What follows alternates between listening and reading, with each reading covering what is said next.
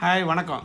இந்த வீடியோவில் நான் என்ன சொல்ல போகிறேன்னா, உங்களுக்கு 9 நாள் இந்த லே லடாக் ஸ்ரீநகர் லே லடாக் டூரை பற்றி நான் இப்போ எப்படி ப்ரோக்ராம் பண்ண போகிறேன்னு டீட்டெயிலாக சொல்ல போகிறேன். இதுக்கு முன்னாடி நான் வந்து ஸ்ரீநகர் போகிறது, அதுக்கப்புறம் லே லடாக் போகிறத பற்றி தனித்தனியாக நான் சொல்லியிருக்கேன்.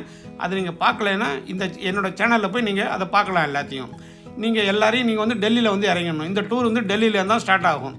நைட்டு நீங்கள் டெல்லியிலேருந்து ட்ரெயினோ வால்வோ பஸ்ஸோ பிடிச்சி அடுத்த நாள் காலையில் ஜம்மு வந்து இறங்கிடலாம். ஜம்முலேருந்து டீலக்ஸ் டெம்போ டவரில் உங்களை எல்லாரையும் நான் ஸ்ரீநகருக்கு அழைச்சிட்டு போயிடுவேன்.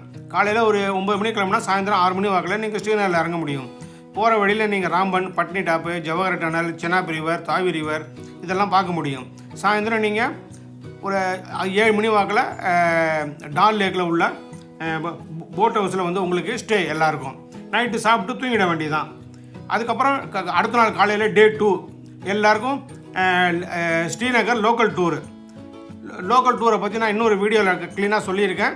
அந்த வீடியோவை லிங்க்கை நீங்கள் ஆன் பண்ணி பார்த்தீங்கன்னா உங்களுக்கு டீட்டெயிலாக தெரியும். உங்களுக்கு அன்றைக்கி நைட்டு ஸ்டே வந்து அதே போட் ஹவுஸில் தான். அடுத்த நாள் காலையில் டே 3 இது வந்து நீங்கள் காலையில் எல்லோரும் குல்மார்க்கு கிளம்பணும். குல்மார்க் காலையில் நீங்கள் 9 மணி 9:30 மணி வாக்கில் நீங்கள் ரீச் ஆனீங்கன்னாக்க லோக்கல் கீழெல்லாம் சுற்றி பார்த்துட்டு மேலே கண்டாலாவில் போய் 12,000 அடி ஒசரத்துக்கு மேலே நீங்கள் கேபிள் காரில் போய் சுற்றி பார்க்கலாம்.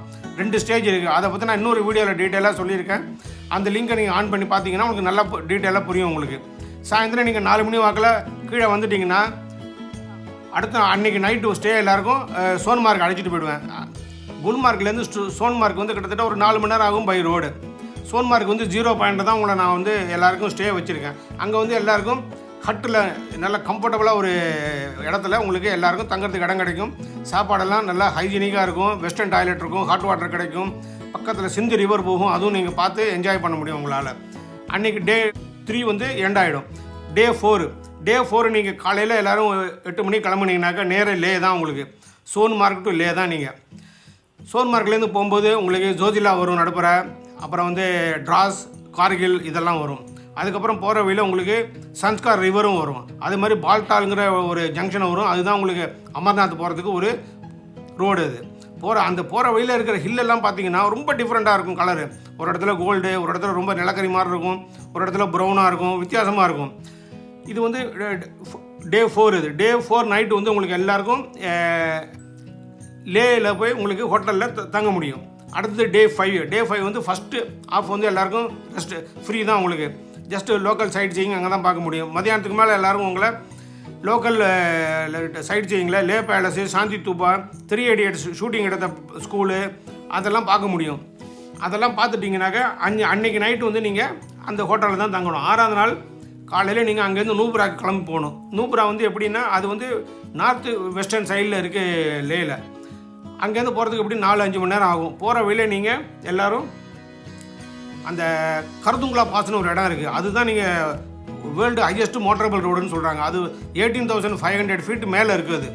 எவரெஸ்ட் போக பார்க்க முடியாது எல்லாராலையும். ஆனால் இந்த இடத்துக்கு நீங்கள் எல்லோரும் போக முடியும். எவரெஸ்ட் வந்து 24,000 ஃபீட் மேலே இருக்குங்கிறாங்க. இது ஆல்மோஸ்ட் 18,500 மீட்டர். இது வந்து போனீங்கன்னா அங்கே ஸ்னோஃபால் இருக்கும், 0 டெம்பரேச்சர் இருக்கும். நீங்கள் ஸ்வெட்டர், குல்லா, க்ளவுஸோடு தான் நீங்கள் எல்லோரும் போக முடியும். நீங்கள் அதுக்கப்புறம் அன்றைக்கி நைட்டு வந்து நூப்ராவில் தான் எல்லாருக்கும் ஸ்டே. நூப்ராவில் வந்து நல்ல டென்ட் ஃபெசிலிட்டி, ஹட்டு ஃபெசிலிட்டியோடு இருக்கும். ஒரு குறவு இருக்காது. போகிற வழியில் நீங்கள் ஷயோக் ரிவர்லாம் பார்க்க முடியும். 6ஆவது நாள் நைட்டு உங்களுக்கு நூப்ராவில் ஸ்டே. 7ஆவது நாள் காலம்பட நூப்ராவிலேருந்து எல்லாருக்கும் பாங்காங் அழைச்சிட்டு போயிடுவேன் எல்லாரையும் நான். அது வந்து எப்படியும் ஒரு 5-6 மணி நேரம் ஆகும் பை ரோடு. போகிற வழியில் நீங்கள் இந்த ஷயோக் ரிவர் பார்க்க முடியும். டிஓபின்னு ஒரு இடம் இருக்குது, DB1 அதுவும் பார்க்க முடியும்.